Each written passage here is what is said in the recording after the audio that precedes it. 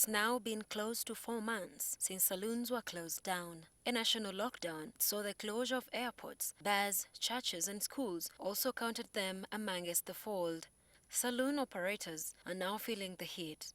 Many of their businesses are cracking under the weight of the lockdown and now urging for a quick reopening. In our case, we are trying to say that the salon owners, the salons, should also be given a window where they can open as well, as long as they can follow the Ministry of Health regulations. The salons, as Jackie said, is an industry that should not be ignored. It employs many people, particularly young people, men and women.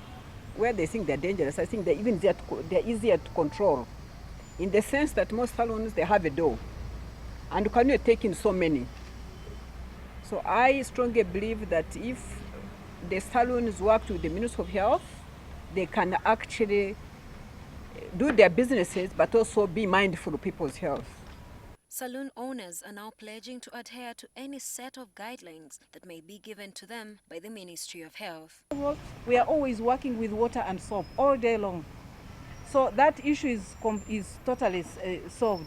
But in addition, when someone walks in, the basics that we need to do, you take the body temperature, you give them sanitizer, you do so, the seats. For instance, in my own salon, one of them, because I have branches, one of them there are 10 seats, 10 barber chairs. So you can reduce that number to 5. And people, yes, that's what we've done in buses, that's what we've done in taxis. With almost 4 months out of business, their industry is suffering tremendous losses. Our products have been expiring. Our staff members have not gotten any income because they haven't been at work. We have rental arrears that are tremendous amounts that we are unable to pay. In addition, we have utilities to still pay. The saloon business that serves millions of Ugandans with beauty cleansing, haircuts and nail polishing is likely to also change forever with the COVID-19 pandemic. It took him to open his business, 200 million. I am at the village mall. My business cost me 250 million to open.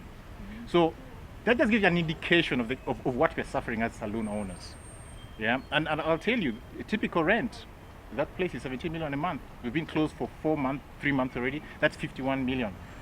4 months, we are going in at the end of July. That will be 68 million shillings. Who recovers from that? How do you come back for something like that?